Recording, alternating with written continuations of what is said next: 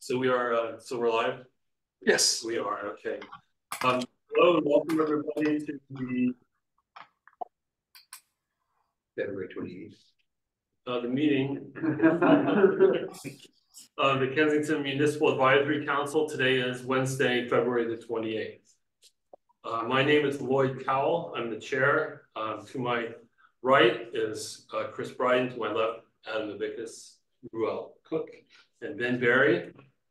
We're going to go ahead and proceed. The agenda was published on John Joy's website within the required statutory period. And if you wanted to follow along, the second item on the agenda itself is opportunity for citizens to make comments that are not particularly related to an item that's on the agenda. So if you're here to talk about a particular project, wait until the presentation of those projects. But if you have any comments about Kensington, KMAC, or the way things are done, this is your opportunity to speak. All right, hearing none, we're going to move on to take a look at the meeting notes on January the 31st, 2024. It looks like this. This has been prepared by me, circulated, and then posted to Supervisor Joy's website for public review. So you might have any comments on the board, questions about the meeting notes from January 31st? I have a motion to approve meeting notes from January 31st. Okay, all those in favor? Aye. Okay. Any opposed? No. And one abstention because Chris was not here for last meeting. All right. So now we are into the substance of tonight's meeting. We have two projects to consider. We generally consider these projects in the order in which they are received from the County Planning Department. The first one is Plan 24-03001 relating to 233 Purdue Avenue. Is there anybody here to present on behalf of the applicant or their representative? 233 Purdue. You're on the air. Okay. If you wouldn't mind coming around to here so that your comments would be caught on, because these meetings are recorded and then posted for later. Okay. I'm David Gill. I'm the architect for 233 Purdue. You could write it by the table so people can see it. They can hear okay. We'll be able to hear you. Yeah. David Gill, architect for 233 Purdue. As the submittal explains, we're just adding about 350 square feet to the existing dwelling. It consists of a bedroom, a half bath, and a little storage room, and it's all within the existing building envelope. It's in the lower floor of the basement, so we're basically claiming some crawl space, and that necessitates adding a light well for a window. That's the only exterior improvement. If you have any questions, I'm happy to answer. Okay. Does anybody on the board have any questions or comments for the presenter? This is a house that was recently renovated a few years ago, right? I think the previous owner did some more comments. Gotcha. Okay, thank you. It was completely rebuilt. Yeah, yeah. I remember that project. I'm just trying to make sure I'm thinking the right house. Okay. Okay, so you're representing that there are no changes at all to the outside and look of the house, with the exception of that one window and the light rack. So, yeah, more at the bottom.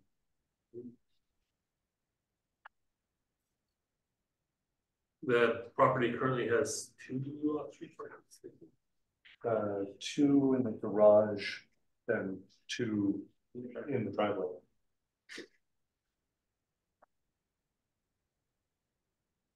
Anybody else? Questions, comments? Anybody from the community care to be heard on 233 Purdue Avenue?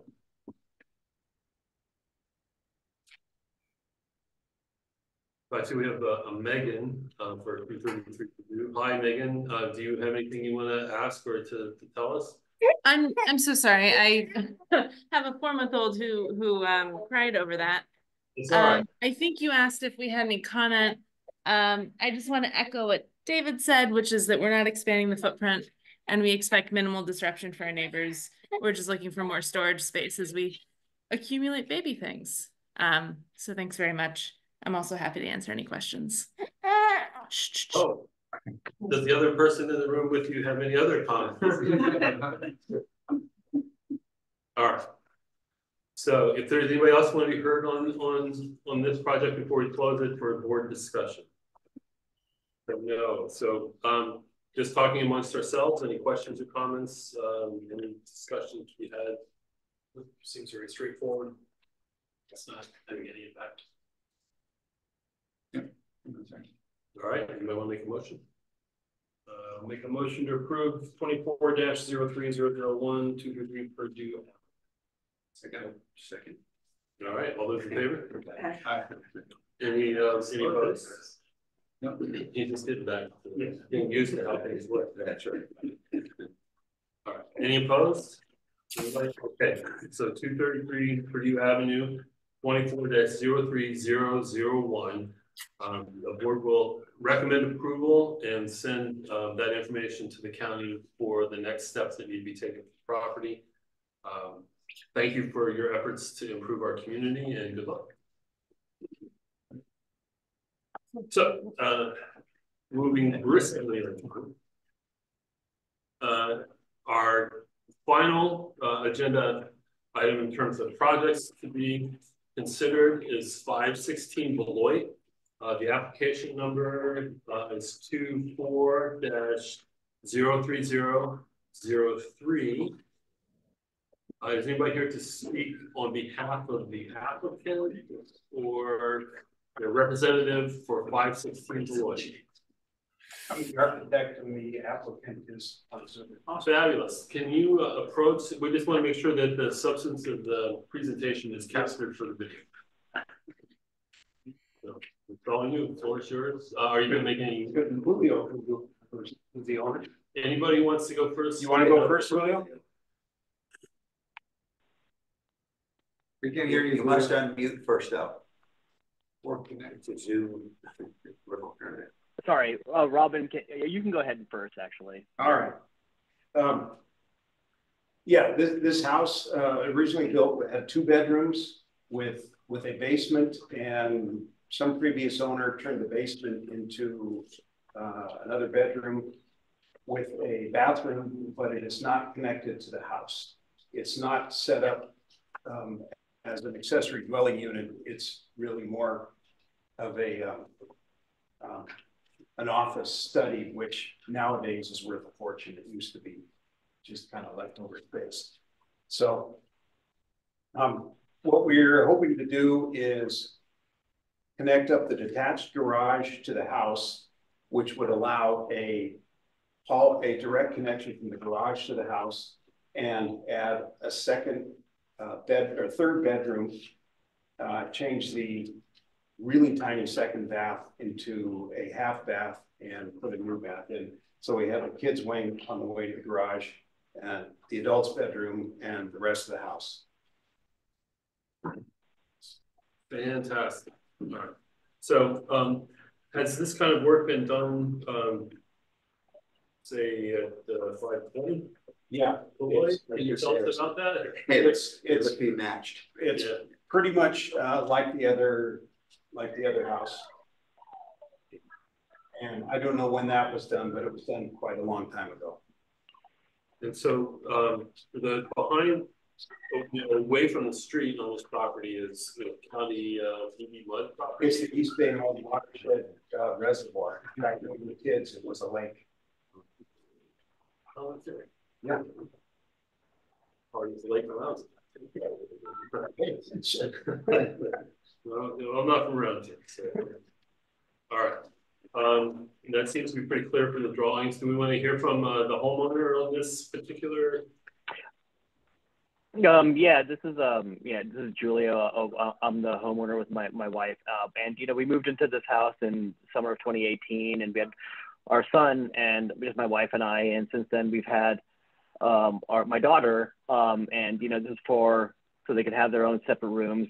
They're 7 and 4, and it's been a little challenging with them sharing a room. And I think that's just what we're trying to build a room for one of them, and we're not using the courtyard, and really just really kind of making that space for us, for our family, since it's gotten bigger since we moved in. And that is it. All right, thank you very much. Now, is there anybody else? I heard someone who said something about Beloit and then wanted to be heard before the meeting starts, but are you still with us? Yes, I am. Can you just identify yourself and tell us what you want to say?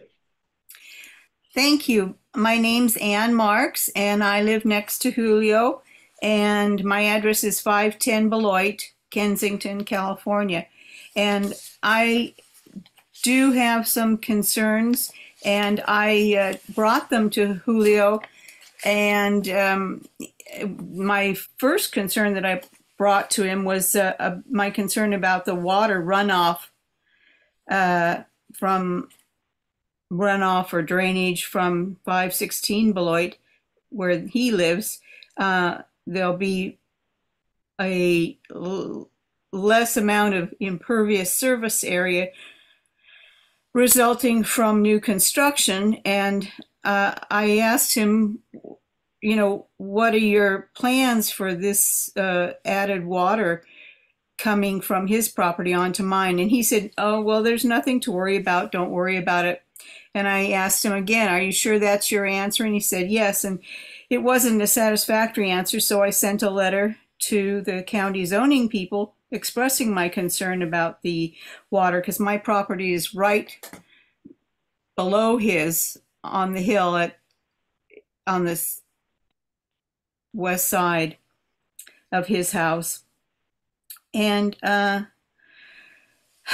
so I would hope that he would also be concerned about water runoff and water coming onto the properties. And but I haven't talked to him. I haven't seen him but since that time. And Can I ask you a quick question about this specific one? So my understanding is the space right now is currently a patio, which is hardscape, right? So you're replacing hardscape with the structure, so it's already non-permeable. So can you help me understand a little bit more about the runoff? Because it's a non-permeable. I just need to understand the concern, that's all. I'm sorry, I did not understand your question. Are you asking about the impervious surface that will be placed down on the soil that's currently on the property, and then have the house addition added on top of the impervious surface? No, my question is that the patio, it's a patio is my understanding. So it's already a non-permeable spot on the property. So there's no soil there that's absorbing water. It's already shedding water. So I just need to understand what the concern is in terms of having a non-permeable thing. Oh, well, I don't know about that because I haven't been on his property in years. But the last I remember was chickens there. There was no patio. You can call it a patio, but it wasn't a patio. It was just some boards or sticks or something that were put up to keep the chickens in a section of the area that we're talking about, and was also used for gardening and growing things. So what makes you think that there's already an impervious surface there? Have you been on the property? All right, hang on the plans, but we can ask the homeowner. Let's ask the homeowner. What's the existing surface between the existing home and the existing home? It's paved. It's brick. It's impervious. How long has it been that way? Since I moved in, so I guess 2018. I mean, it's obviously been like that before. It looks like pretty old brick. Okay. But since at least 2018, we've had a hard surface in the spot covering the entire spot where the homeowner proposes to add a roof, which will have water handling infrastructure. Am I correct in that assumption? Yes. Mr. Architect? All right. I don't know what area you're talking about, but Julio just said it's brick, and brick is not an impervious surface by any means. There may, in addition to the concern about the water runoff, there's a concern about the placement of the fence that encroaches on my property that's clearly visible as the property line from the architect's drawing. And there's also concern about the new addition making a solid wall that will, from the garage to the house, which will adversely affect the amount of light I get through the front east windows of my house, also the amount of green space that's currently visible. And I'm also really concerned about the noise level. How long is this? I asked, who did I ask? I asked Julio's wife how long it would take for this project to be done. And she didn't know. She had no idea. You know, is it 6 weeks or 6 months or 6 years? I don't know. But anyway, that's another question I brought to them and or to her, and she didn't know. So I would just like to make a point. I'll take turns, please. Hang on, let her finish, and then Okay. Robert has something to say. Homeowner has something to say. I have something to ask the architect. So let's all choose. Ma'am, have you completed your statement to this point? Well, someone at the table mentioned that there was an area where they wanted to add something, a roof or something. I think that's where the current front door is. And that's not where the chicken run was. Can we all agree that there hasn't been a chicken run there for at least 5 years, considering that there wasn't one when the applicant moved into his current property? That's entirely possible because I haven't been up and functional for at least 5 years. I've been basically bedbound with melanoma cancer and then COVID long haul for 2 weeks shy of 4 years. So I haven't been on his property. I try to stay away from his I didn't want to bring any germs onto his property because he has, little kids and it's important to be safe. I haven't been on his property in 5 years. Okay, so if I can summarize your statement, you have concerns about interference with your access to light based on the new construction. You have concerns about water runoff because that your position is that a brick paved surface is permeable while a roof construction building with a roof on it is not permeable. And you mentioned that you believe that the architect's plans represent an encroachment on your property because of the fence.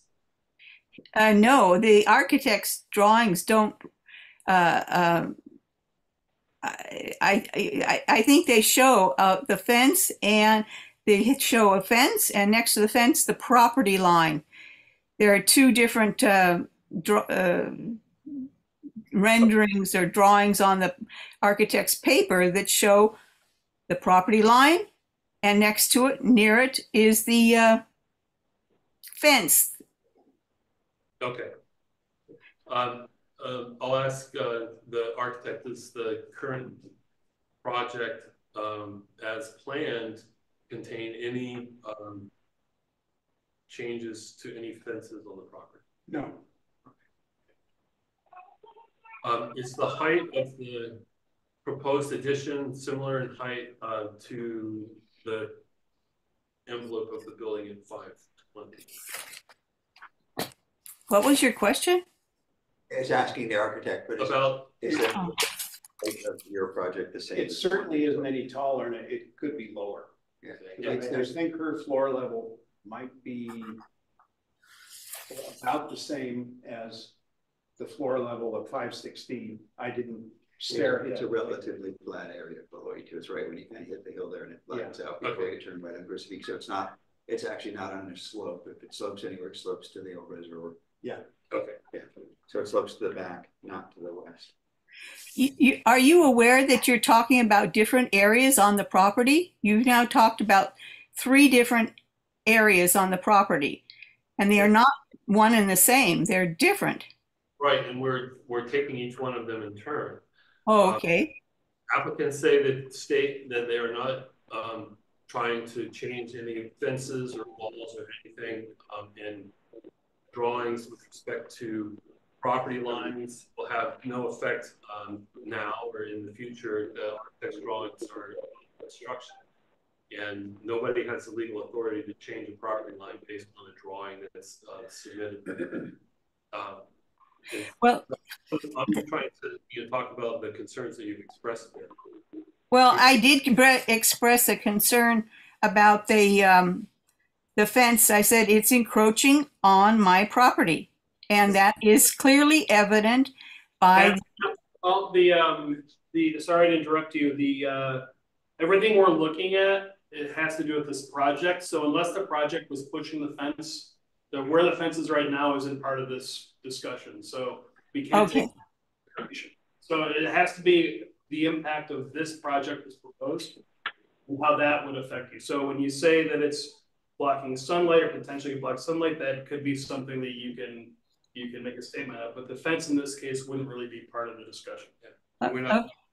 Okay, and do you have any idea how long this project is going to go on, and from what time in the morning it's going to start and what time in the evening it's going to stop every day? Or how many months or whatever? Specific hours within that the contractor can work on the project. Does the architect have a kind of a rough estimate of how long you think the project will take? Things are dragging out longer, but it's not that extensive. Yeah. And so all the noisy part could probably be done in 2 to 3 months. Yeah. Which would be the concrete. There's minimal excavation, so there's concrete and framing. Yeah. And it's just a house between a house and a garage. Gotcha. Pretty simple. So The majority of the time will be spent inside the house with plumbing, electrical, and finishes. yeah. Okay. So about 3 months. Yeah. Round up. Okay. Yeah, that sounds like, I hate to be an optimist, that sounds like an outside. I mean, we're talking about pouring a concrete pad and framing it. And so anyway, all right. Ma'am, I just want to make sure that you understand that you're being heard. So was there anything else other than what you've already told us that you want to bring to our attention before we close the discussion on this? Well, I think the downstairs unit it's not a working space. It's got a kitchen and the bathroom, and it had a bed in it when I saw it, and it was an in-law unit, if you want. And I don't know, maybe his mother-in-law who lives there is downstairs, or maybe he's using that bedroom as a workspace. But there was in the house, it was as it was built, was a 2-bedroom house, and it had 1 bathroom. And then I think it was the owner before Giulio who took the 1 bathroom and split it into 2 bathrooms. And now they want to take one of those halves and make it into more of a bathroom. And Giulio and his family of mother-in-law and 2 kids and himself and his wife, and they every day, if I'm not mistaken, they park in front of my house. And I don't mind that he parks in front of my house, but I'm aware that they have their parking area, and that holds in the garage, and I'm concerned about the front. The front door looks like a front door, and they're adding another bathroom, and they're already, seem to be taking up a lot of space with their living needs. And so I am concerned, but I am mainly concerned about the noise and the water and the encroachment of the fence, which you said is not of concern at this point. And the front door that they're putting in on that quote unquote new bedroom they're adding. Do you have a copy of the architect's rendering of the project?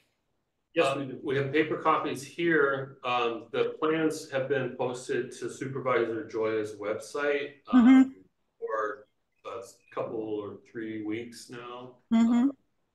Well, I think I think the points I raise are important, and I think Julio down the years will be very happy that he looked at the question of water runoff, because that's a health concern. And anyway, thank you for listening, and I wish I could have been more articulate, but I've done what I can. No, you did just fine. And I think that your concerns about, getting along with your neighbors and, sharing what is limited space, because we all live on small lots for the most part in Kensington, and really have to be considerate of our neighbors. I think that that's fine. You raise those concerns, and he has a lovely son. Ashawn is just a lovely son, and I hope Julio told me that the room is going to be his son's room. Well, I hope it's healthy. That the water is not causing a problem on his property, but I can't officially bring that up to you. I can just tell you that I'm also concerned about my property. All right. Well, thank you very much. Is there anyone else who would like to be heard on the 516 Beloit Avenue project? Now, Julio, I just wanted to ask you one quick question. Do you know anything about how the water is handled on your property? I mean, for example, like all my gutters drain to the front of my house. It goes out onto the street. Do you know where do your gutters let out? So I believe they drain, I believe, out to the reservoir. Okay, to the back of the property. Yeah, the back of the property. Yeah. Downslopes behind it. Right. Yeah. Okay. Yeah. All right. That's the only input. Does anybody else have questions for the applicant or our commentators? All right. So let's go ahead and close it and have our discussion. Anyway, like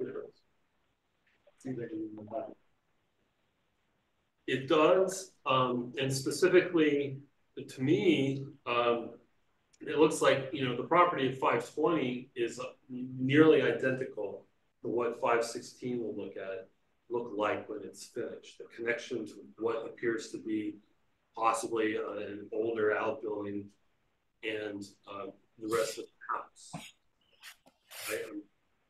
I don't know how much weight I want to place on the interference with light based on what we've heard that the property itself is in an area that's relatively flat and where the major drainage is to the back of the property. I don't know how much that sort of thing can interfere with light that 510 might experience. Looking at the overhead photographs, of which this is one, it seems to me that by the time the sun is up high enough to clear the trees, that light interference from a one-story structure is not going to make that much difference. The water drainage, it seems like that it doesn't make any sense to drain the water towards the bay.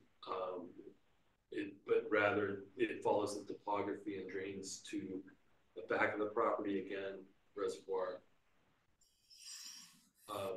as we've already said, that we don't have jurisdiction to say anything about a wall or a property line. And this is because the county assembles a packet of architectural drawings, their notations, and a summary of what the application process is. They define it and they send it to us for our review. We can't go through the plans and pick out things that are not part of the application. So that's my say. Well said. I would agree.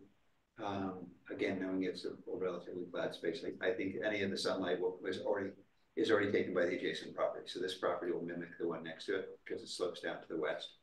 And then again, I think the water runoff, I'm assuming it's been built into the roof project. Yeah, there's currently a drain system on both sides of the house. It'll actually improve because my guess is this is now draining into the yard of the front. Right. So it'll actually complement it because it'll put it all together in a single system. Right. And you've got, I know that neighbor hasn't seen the yard, but there's clearly a patio there that's not taking up water anyway. Yeah, even with a brick surface, you're going to talk about 90-some% impermeability, and it's going to run off. And no treatment of the water at all. Right. Yeah. Julio, did you have any feedback from the neighbor at 520? No. Well, we actually even told them about it. We gave them a heads up, and they didn't have any questions or comments. I agree with what everyone said. I think it's in line with what was done on 520. The most impact it could possibly have would be on 520. Yeah, I agree with you on the sunlight. It seems like a reasonable project. Yeah, I guess the last thing we didn't talk about was noise at construction. it's regulated by the county. So then we're not really able to recommend approval or denial based on speculation about how long construction will take or how noisy it might be. We expect that the county will enforce its laws, which are designed to minimize disruption to neighbors when construction is taking place. So you might have a motion to care to make? Can I say something? Sure, just keep it quick, and if you've already said it once, you don't need to repeat. So, Well, I don't know if I've said it or not, but I had someone check the county regulations, and we could not find any restrictions on the hours of operation in the construction of of any property, and that's why I put the hours in on this paper I wrote, this letter I wrote you, was because I couldn't find any limitations on the hours, and so I felt it was important to specify them. I'll see if I can find them real quick, but it is restricted to days of the week. No construction on the weekend, and let me see if I can track it down. But I want to say it's like 8 to 5 or. Once you find it, I'll tell a story. When I first moved into my house back in 2001, we had a armoire that we put our television in, and the shelf broke, so I had to go out on my deck and fashion a new one because I am Mr. Fix-It. And so it was Sunday, and I literally had to make 2 board cuts in order to make these planks the right size. And my neighbor called the police, and the police told her that it was not something that they could afford they could not enforce, but the incident was reported in the Kensington Outlook the next day. I'm sorry, what did you say the incident was reported in what? The Kensington Outlook. I made the paper, not by name, but I knew it was me. Oh gosh. Publicly shamed. And as a practical matter, man, costs of hiring construction crews and that sort of thing. People are not going to pay for more than 8 hours a day of labor when the law requires that they get overtime. They come back tomorrow. They're not going to work at night, as I am speculating, like we all are. Mm-hmm.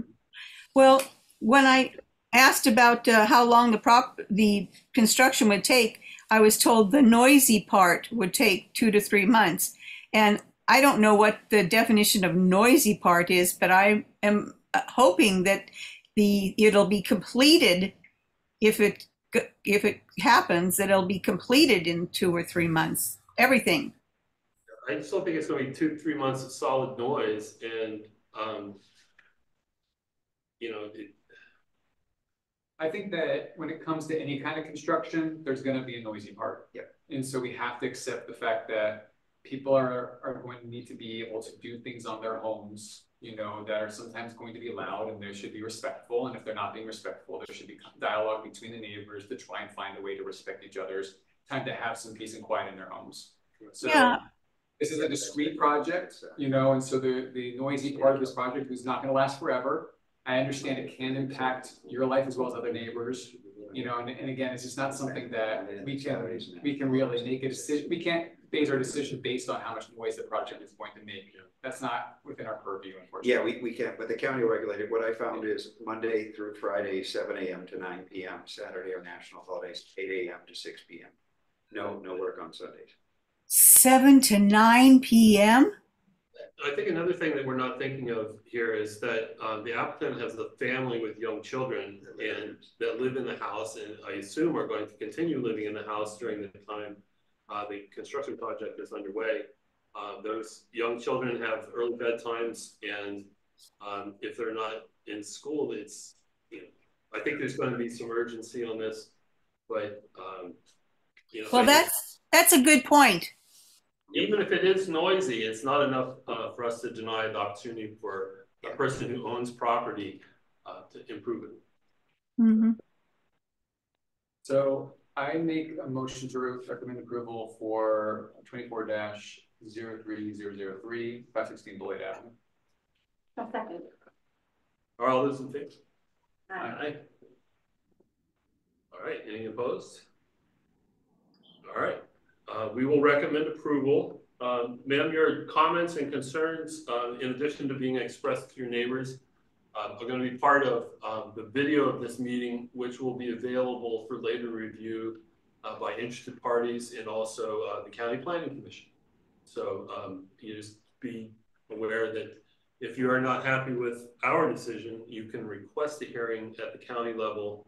There are several levels of appeal after that. But honestly, I think that this is going to work out and going to be beneficial to everybody involved. Mm-hmm.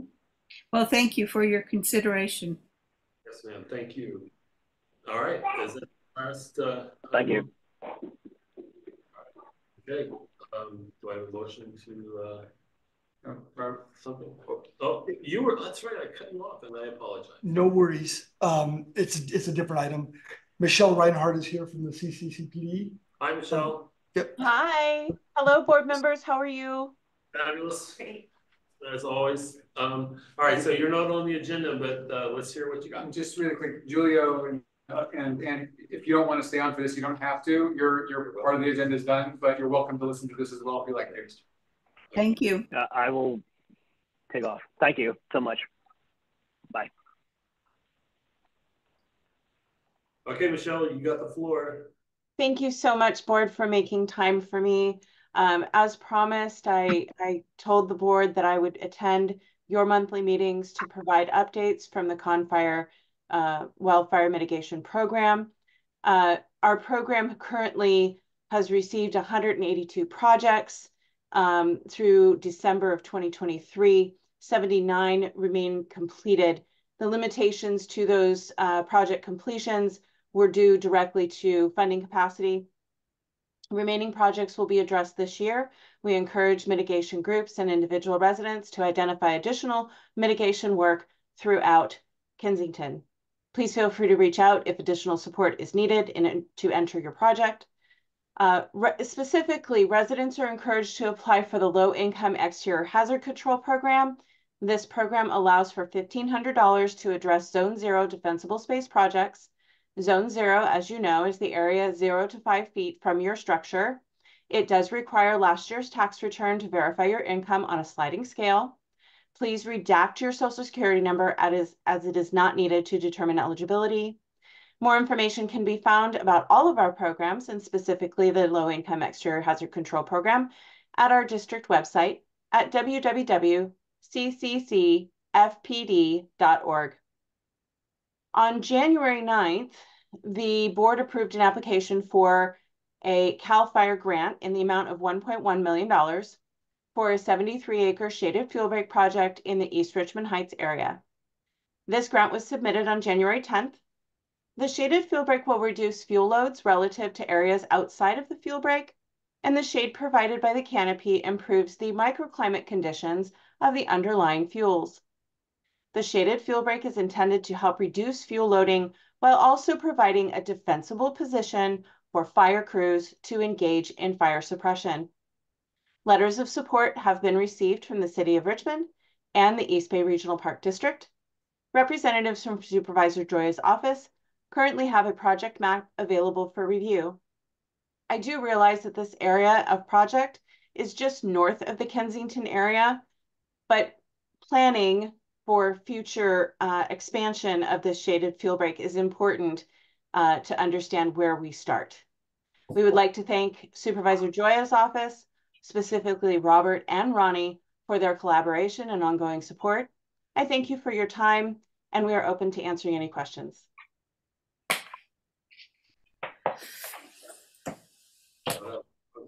Go on. Yeah, I think, I don't have any questions. Thank you. Thank you. Thank you, Michelle. Thank you. And I'll see you next month. I did find the final FAQ for Contra Costa County. In general, there are no restrictions for construction working hours within Contra Costa County. Occasionally, as a condition of approval, the planning division may restrict days and times of construction to permit approval. For anything else called the planning department. So you can go ahead and put your IKEA furniture together on Sunday together if you like to. The good news is the applicant. No shame. Maybe you'll follow. Well, that's good to know. Yeah. They don't.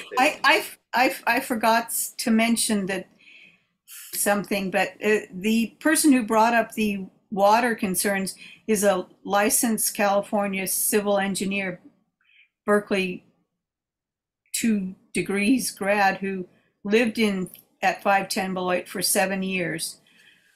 I know her pretty well because she's my sister, and her first concern was the water runoff from 516. I forgot to mention that, but anyway, it wasn't frivolously brought to your attention. It was based on a California licensed engineer who all the time was used by the state of California as an expert witness in the courts. So We assure her that the runoff from the roof will be integrated into the house drainage system, and which drains backwards towards the reservoir.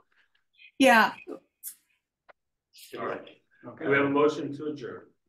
I will make a motion to adjourn. Ed. 7:46. Way up. A second. Okay, all in favor? Aye. All right, we are adjourned. Everybody. Now, next month is